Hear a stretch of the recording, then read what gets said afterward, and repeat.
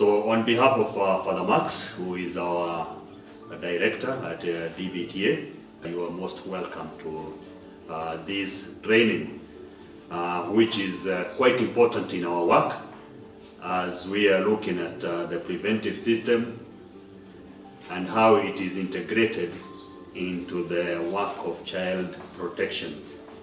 We are looking at how we are going to contextualize it within our African context, and this is a content that it's well known to be rich in humanity, the communitarian dimension, and a youthful potential, which also faces quite a good number of challenges when it comes to protecting its children and the vulnerable populations. According to a report by UNICEF, we are told that 1 in 4 girls and 1 in 10 boys in sub-Saharan Africa experience one form of abuse or another, and the most prevalent that is highlighted is the sexual abuse before they reach their 18th birthday. When it comes to issue of the girls' marriage, which is also a form of abuse, it is seen to be quite high in West and Central Africa, with an estimated value of 34% of the girls being given to marriage when they are not ready for it. In many regions, children with disabilities, street-connected youth, orphans, and internally displaced children continue to face higher risk of exploitation, neglect, and abuse. We have a lot of cases of civil wars, and this is leaving the children without the parents. It is taking the children away from their learning environment. It is denying the children the right to play, and therefore robbing their childhood. Who is there to defend these children if not we? And an alarming of 90% of children's abuse cases go unreported. 90%. Only 10% of the cases that are related with abuse being reported. What happened to the 90%? And they are mainly not reported due to cultural stigma, lack of awareness, and a weak child protection system. So in truth, many children continue to suffer not because adults are cruel, but because too many adults are silent. And we must break this silence.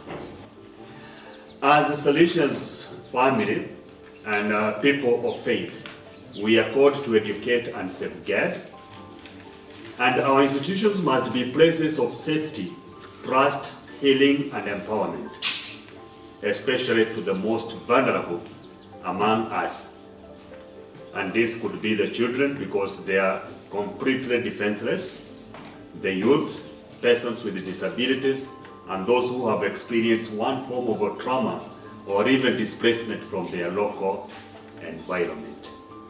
This mission is not only a moral imperative, it is also a legal and humanitarian rights obligation.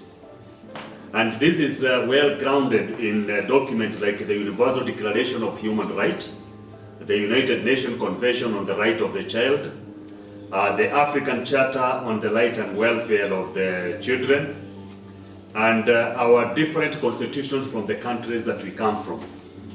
They all uphold the fundamental rights of children to be protected from harm, to participate in their development, and to live in dignity.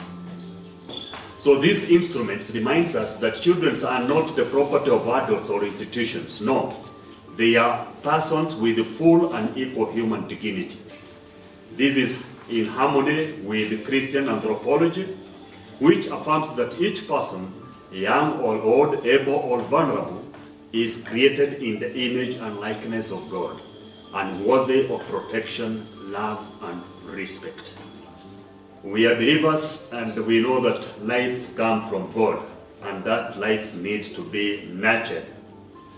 So this training marks a turning point in our effort to be awake, because we want to create a consciousness of our rights, the rights of the children, our responsibility, the responsibility of the children. And to be accountable and action-oriented. During the course of this week, we are going to explore the linkage of the preventive system to the conventional child safeguarding practices. We are going to look at how to identify and prevent abuse before it occurs, as we believe in preventive rather than curative. How to respond compassionately and justly when harm is done, which is part of the protection. And how to embed safeguarding values into the daily life of our communities, institutions, and our place of work. But more importantly, we will be reminded that safeguarding is not a policy to be filed away or to be filed in our shelves. No, it is a culture to be lived and a responsibility to be shared by all. In the words of Don Bosco, he tells us that education is a matter of heart, and the children will not be able to open themselves until they find a safe place to do that, until the hearts share the same frequencies. That's when the children can be open to you. We are also reminded by our former Rector Major, Father Angel Fernandez, that for the solution, children are the holy ground. As Moses neared the burning bush and he was told to remove the shoes, it is among the young people that we encounter God. It is them that we access our paths to our divine master. So let us commit ourselves to being fully present into their lives, not just physically, but emotionally, spiritually, and morally, so that no child, youth, or vulnerable person ever feels unsafe and seen or unheard when he or she is in our care. Let us be the generation that not only teaches but protects, that not only speaks but listens, that not only guides but walks with them. Together, let us build a church, a community, and a continent where every child and vulnerable person will thrive and live in safety and in joy.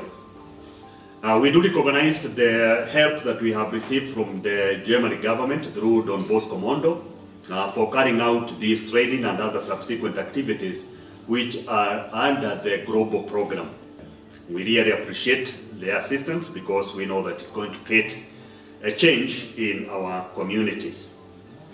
So as I conclude, I re-echo that we really welcome you into this training. Let us commit ourselves and let us be the light that leads to lasting transformation of our society.